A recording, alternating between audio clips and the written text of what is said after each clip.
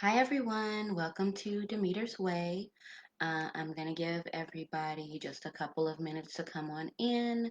I don't want to leave anybody out, and so while we're waiting, just going to make sure that everyone knows what supplies we are needing and what we're doing today. So, the first sprouted vegetable we're going to be doing is potatoes. And so you want to start using your potatoes for gardening and not for eating when they start to look like this. So you see we have a sprout here. This is a tiny potato. It used to be edible. It no longer is. And so we're going to be using this to plant today because we do have these and they're sprouted. As you can see, it's quite a bit dehydrated, starting to look a little wrinkly. These are perfect for planting. You do not have to throw these away. You could put these directly in the ground if you wanted to, but I live in Chicago and it's still a little cold outside. So what we're going to do is start by planting them indoors in our cold greenhouse. So the temperature for my cold greenhouse stays between 55 and 65 degrees.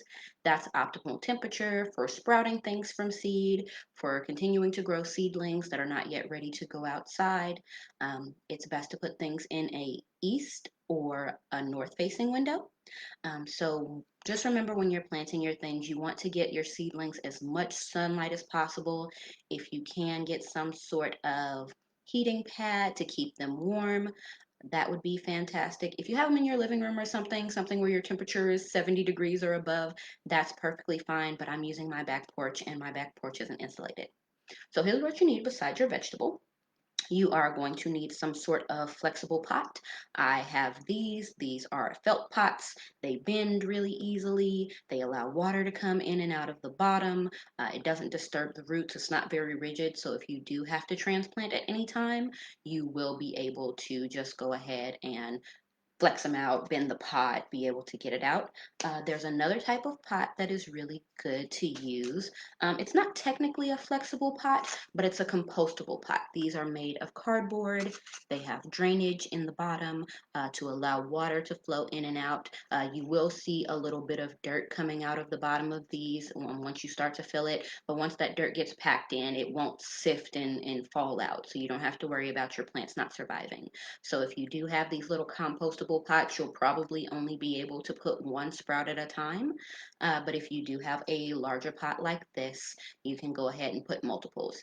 When you're putting in potatoes, especially potato sprouts, but especially when you're putting them multiple ones in a pot, you're going to need 2 to 3 inches between each plant before, you think, hey, it's going to need some space. The roots are going to need to spread out. The leaves are going to need some sun, they're going to need some air. Those are the type of things you want to consider when you're planting. So, besides the pots that you have, you're also going to need, Ma, you're also going to need gardening soil. I use black gold, and that's one that is especially for flowers and for your garden vegetables. That's going to be healthy. It is a pH neutral soil. Potatoes do like for their soil to be a little bit acidic, but since it's already sprouted, it's not like we're trying to cultivate the seeds, so we don't have to worry about that. I would recommend you get something to scoop your soil out with unless you're going to use your hands. If you're going to use your hands, I'm going to recommend that you use gloves. I also recommend having a knife. If you are not old enough to use a knife or you don't feel safe using a knife, you definitely can plant your sprouts right into your soil without chopping them. But the danger with that, especially with like larger sprouted ones like this, is there's so much organic material around it and you're in danger of this rotting in the ground, especially because you have to keep the soil moist. So what I would recommend doing is just to chop the sprouted section off 2 or 3 inches, and I never cut towards yourself, but go ahead and cut this sprouted part off. Just insert your knife so you can feel where the end of the sprout is, and then just cut around until you get a nice chunk to come off. And that way you don't have as much organic material for the plant to come out of. It won't be in danger of rotting because there's so little. Some people do tend to dry these out first. I don't dry them out because I'm just going to put them in the soil and wet them anyway. So now that we have our cutoff sprout and we have one of our smaller ones that don't need to be cut, I'm going to show you how to plant. So we're going to take one of our compostable pots first because that's the easiest. I'll show you how to put it in singularly, and then we'll move on to the larger pot where you can put multiple sprouts in. So I'm just going to take my trowel and grab some potting soil. So you don't want to fill it all the way to the top because you do want a little bit of area left to be able to put soil on top of your sprout. But you're going to take your small sprout and just tap your dirt in so you make sure there's nothing falling out of the bottom. See, it still has the drainage holes, but now that it's full, nothing's falling out. Take your sprout and just place it right on top of the soil, push it in a little bit. And what you're going to do now is you're going to take a little additional soil and plant it right on top. And you want to make sure that it covers your sprout. You don't want to be able to see your sprout through the soil because you want to keep it nice and covered and dark. It's going to need the light and it's going to need the warmth, but it doesn't need direct sunlight on the sprout itself. It needs sunlight coming into the growing medium, which is your soil, and it needs to get at least 6 to 8 hours of sunlight per day because potato is a full sun plant. I will be posting this weekend about the difference between full sun, partial shade, and shade. It's really just a differential on how much light over time that it needs per day in order to get optimal planting. And so once you get this in your pot, all you have to do is cover this with water. It's going to take about 3 to 4 weeks before you start to see any sprouts or greenery. If you have a raised potting bed, that's a great place to put this into. But because this is a compostable pot, as it gets wet, it will start to break down. And this makes it great for just going and digging a hole in the ground and putting it right in there. Potatoes only really need to be buried about 3 to 4 inches deep, and they can sprout and dig out their roots from there. But here's the difficulty with planting potatoes directly in the ground. They are a root plant, which is why we're doing this on a root day. Uh, these grow underground. And so once your potato is in the ground and it begins to spread out its roots and grow underground, the produce of this will be underground. You will have to either get a shovel and dig, get some sort of hand rake and rake up the soil around it. And that's going to be labor intensive, and you do run the risk of damaging your plant because potatoes are soft. They don't have like a hard shell. They're not oranges. They're not lemons or anything like that. Their shell is very, very soft. Coming through with metal materials to scrape them out of the ground could potentially damage some of them. So if you have a raised bed, I would recommend doing that. Or if you have a rather large pot that you can put them in, something that you can dig into with your hands, something you would feel comfortable digging into with your hands, that's recommended. And so I will water all of these once we're done with the video, but I'm going to move on to planting multiples in a single pot. So I do have my felt pot here. It is flexible. It allows a lot of air and water to come through, and it doesn't present any damage to the roots if they start to grow in or around. You can easily just fold this pot down and pop it right out if you need to put it in a larger pot, and that's transplanting. I do have a video on transplanting that's going to be posted on Monday, so be on the lookout. So we're just going to start putting our soil in here. And for those of you that missed the beginning of the video, the soil I'm using is a pH neutral soil that is recommended for potting plants and planting vegetables in your garden. Potatoes do like a little bit more acidic soil, and so if you would like to make your soil more acidic, if you would like to add manure or compost to it, that's perfectly fine. But we're not doing that today. We're just regular organic gardening because our compost pile, while we did start it, takes about 4 weeks to become fully usable compost. 4 weeks to 4 months is the time frame. I'm hot composting with my rotator outside. I can do a video to show you guys that. But the rotator outside is a black box. It sits directly in the sun. It gets aeration by rotating it, and I keep everything in there wet. So my compost should be ready within the next 3 weeks because I did start it last week. Um, and here we go. So I'm just going to move the camera so you guys can look into the pot. I'm gonna fold this down so you can get a clearer visual. And that's the great thing about felt pots. You can always manipulate them to do what you need to do for your plant. So I've got about 2 to 3 inches of soil in here. I'm going to add just one more layer.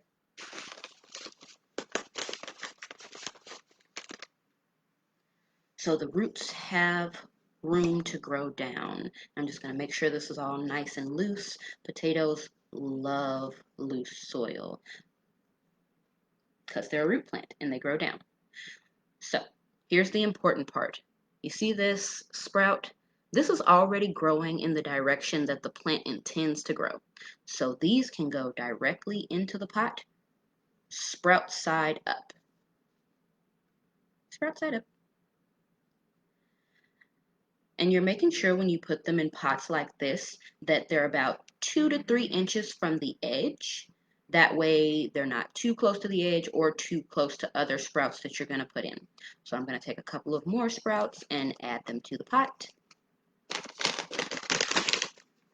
I'm generally taking my smaller ones so I don't have to chop any. If I run into some sprouts that are too large, I am going to go ahead and chop those tops off.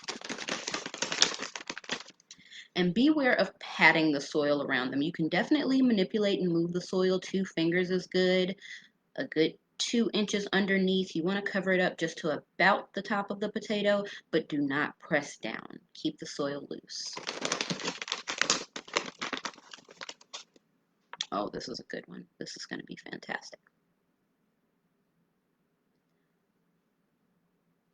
And I did learn this from an older lady on my block. I usually plant everything from seed, but I got tired of throwing away my potatoes and wasting my potatoes, my garlic, my onions when they start to sprout if I don't use them quickly enough.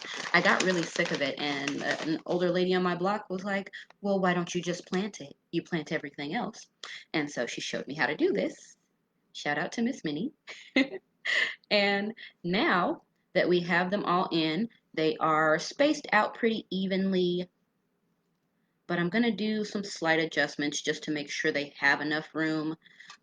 We've got about 2 inches of space in between each sprout that's here, and so we have 5 in this pot.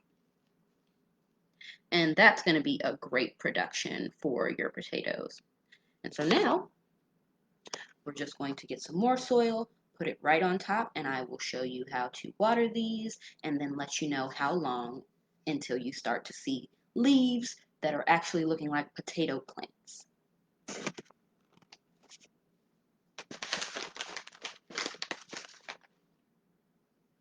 If you're making your own compost and you want to make it more acidic, one great thing that you can do is add lemon or orange rinds to your compost. I know it's taboo. People say don't do it. But for acid loving plants, I actually would recommend it. So here's what I don't recommend. Do not put any molded fruit into it. Just because if you are not doing hot composting, that leaves the potential for everything to be molded or molted over. Additionally, citrus rinds do tend to create a bacteria that worms and other vermicidal pests like to avoid. And so worms will not help you till your compost if you have a lot of citrus rinds in it. But cutting them up small, making sure they do not have fruit flesh still on them, and even potentially drying them out a little in a windowsill or something like that beforehand does help to break it down and compost easier. So here we are now. Oh, we still got a sprout that's not covered. He's pretty tall. So it's one more layer. Okay, great. So now we have a pot full of sprouts that are completely covered by soil. I'm actually going to leave this folded down, and what's going to happen over the next 3 to 4 weeks, we're going to see the sprouts start to come up. They're going to start to get some leaves, reach for the sun, things like that. And so instead of repotting them as they sprout up, because this pot is so tall, all we're going to need to do is roll up the fabric pot and then add more soil on top as needed. So let me go grab some water and we will water our sprouts. And then I will take any questions that you may have.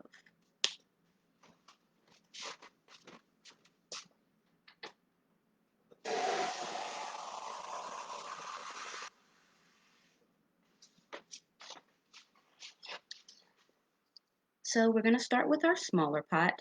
And you do not need to soak it. All you really need to do is make sure that the soil is moist. As long as it's still being absorbed, you know that your plant is not finished drinking. And what I noticed is this sprout is a little tall, so he's starting to come out of the top. So just a little additional soil and a little additional water, and he's going to be good to go and sit in a window. And remember, I recommend either an east-facing window or a north-facing window because potatoes are full sun plants. All right, so this guy is good. We're going to set him to the side. And now we are going to water these guys. I'm going to shake it down a little, make sure we loosen up the soil. The soil is not compacted, and just add water.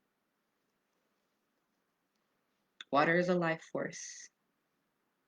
And so gardening's not hard. It's really just about the maintenance of your plants and knowing what they need. Okay, so the soil's moist. This sprout is a little tall, so we're going to add a little more soil just over here.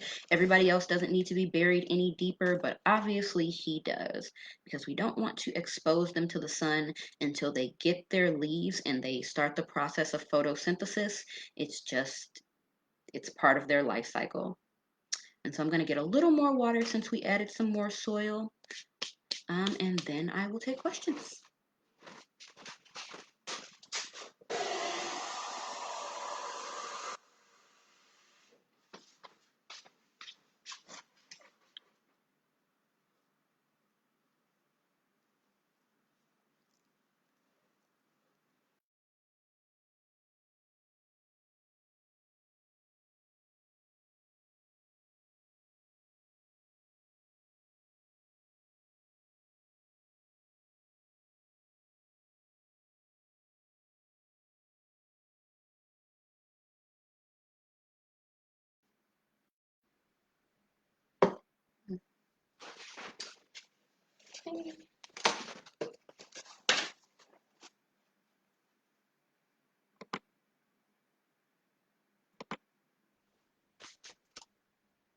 Okay, so we've got some comments.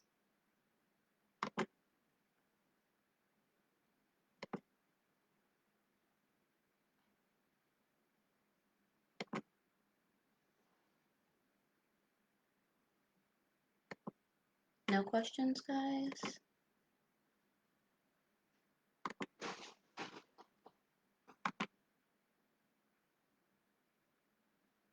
Okay, well, if you left questions, I don't see them. Maybe Facebook's just being a little slow. Hi, guys. Hi, Fallon. Hi, Cordell. How are you? Okay, well, I hope I explained that well enough. Remember, full sun, east or north facing window. You should see sprouts in about 3 to 4 weeks. So 21 days, start really checking on your plants, but check them every 2 to 3 days to see if their soil's getting dry. You really want to make sure that your soil stays moist because sprouts love moist soil. They need all the water in the beginning, and then you can start to temper back the water and only start adding water once they get dry. Okay, so you can tell that plants have outgrown their pots when it starts to feel a little too firm. And that's why I recommend either these compostable pots, because right now, as you see, it's really easy to squeeze, really nice to know, how much density is in there. And since the soil is loose, there is no tightness. But once you start to feel a little tightness around the sides and it gets difficult to squeeze, like it feels like a full belly, that's a good time to either transplant them or put them outside. You should water your plants as often as they need water. So anytime your soil starts to look a little dry, add a little more water. You don't need to soak them. Your pot doesn't need to look like you've overwatered it or drowned it, but it does need to be a little moist. You can always test with your pinky finger, or if you have any sort of paper straws. Paper straws are good indicators for how much moisture is there, and you'll sort of just treat it like a dipstick for your oil tank. Just dip it in, see what type of moisture you get out after waiting a couple of seconds. But it's a good idea to water them once a week. If you're in a hotter climate or you are not in a cold greenhouse, which is between 55 and 65 degrees, anything 70 and over, like if you planted them in your living room, check them every 2 to 3 days. Test to see how much water's in there, and just make sure that the soil doesn't get dry, because that will not kill your plant. It won't kill it, but it will slow down its progress. The more moisture it has, the more it will flourish. The more sunlight it has, the more it will flourish. Okay, does anybody have any other questions?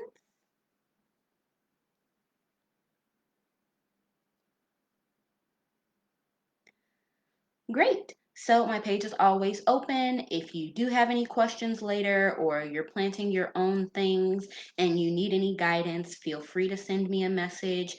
I am doing a full garden this summer. So as soon as the winter breaks for Chicago, our last frost is technically supposed to be in the first week of April. So we can really start taking things outside.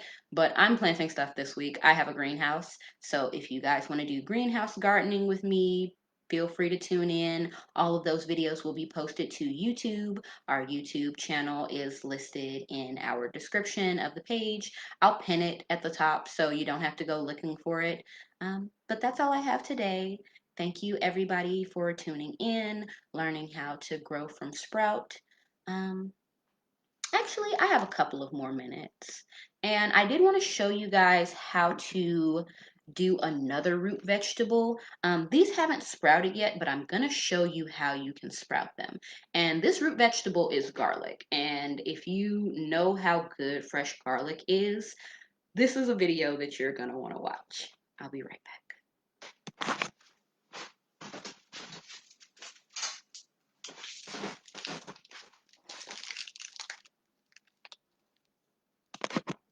So I've got some garlic here, fresh garlic.